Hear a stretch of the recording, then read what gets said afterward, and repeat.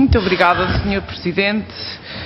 Eu queria começar esta ronda, antes de mais, por responder a uma questão que me perturba imenso e acho que perturba muitos portugueses, sobre a arrogância com que, de algum modo, os partidos de esquerda fazem referência à iliteracia constitucional do Governo. Eu queria dizer que, para quem tem a noção que tudo domina e que tem sempre as soluções adequadas à obtenção dos resultados em cada caso concreto, é muito difícil entender que o processo de interpretação constitucional é um processo muito difícil e, se me permite, eu vou ler um depoimento, um testemunho de uma constitucionalista que a seguir identificarei e que diz assim: as normas constitucionais que têm a estrutura de um princípio são, por causa da indeterminação do seu conteúdo, normas de dificílima interpretação. A descoberta do sentido destas normas, enquanto parâmetros autónomos de vinculação do legislador, tem sido, portanto, feita gradual, prudencialmente, tanto na Europa quanto na tradição mais antiga norte-americana, em trabalho conjunto da doutrina e da jurisprudência. A razão por que tal sucede é de evitar saltos imprevisíveis na compreensão do conteúdo destes princípios. A constitucionalista em causa é a vice-presidente do Tribunal Constitucional na sua declaração de voto. E, portanto, isto não é uma tarefa fácil. E quando todos nos arrogamos o direito e o conhecimento para interpretar normas constitucionais e termos a certeza que a nossa atuação é conforme a Constituição, é de facto arrogância intelectual e nada mais. Relativamente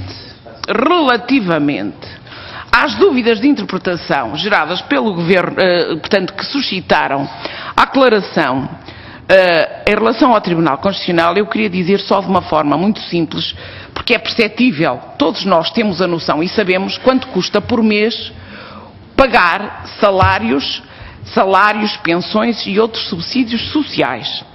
E todos nós sabemos que o efeito de um acórdão ao dia 31 de maio coloca o mês de maio na alçada de um pagamento por inteiro daquilo que estiver em causa, ou da remuneração, ou do subsídio, ou de qualquer outra, ou qualquer outra prestação. E se o efeito for a 1 de junho, não são 8 dozeavos que terão de ser feitos e repostos pelo valor normal, mas apenas 7.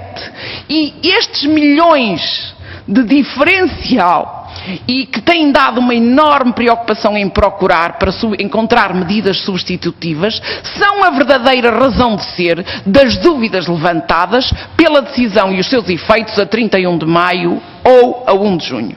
Verdadeiramente. Para a esquerda, milhões é menos. Senhor Secretário de Estado, eu... ter um banco para fabricar notas.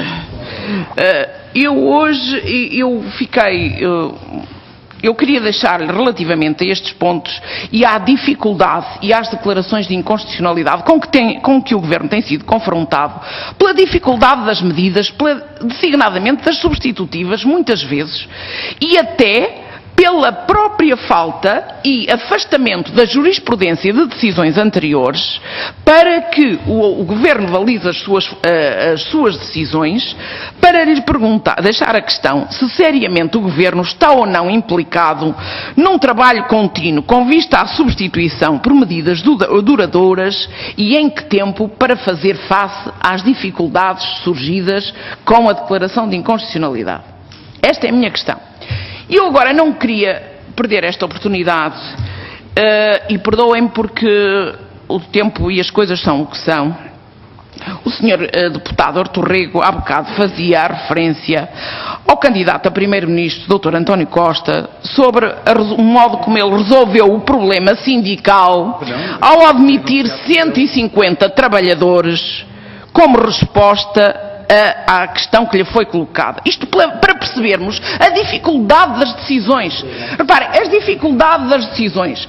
E eu pergunto, como é que um candidato a Primeiro-Ministro, mediante a dificuldade de responder aos trabalhadores que operam no setor da recolha de lixo e não só, que imediatamente admite 150 trabalhadores. A questão que se coloca será que perante todas as manifestações de rua, o que é que ele fará como Primeiro-Ministro perante todas as manifestações que têm surgido a cada medida que é tomada? Mas, hoje, chocou muita gente e a opinião pública registou o facto de o Sr. Dr. António Costa ter dito que o Governo só conhecia a solução de aumentar impostos ou cortar nos salários e pensões para reduzir a despesa pública. E disse que ia ensinar ao Governo como é que se fazia. A terceira via, Sr.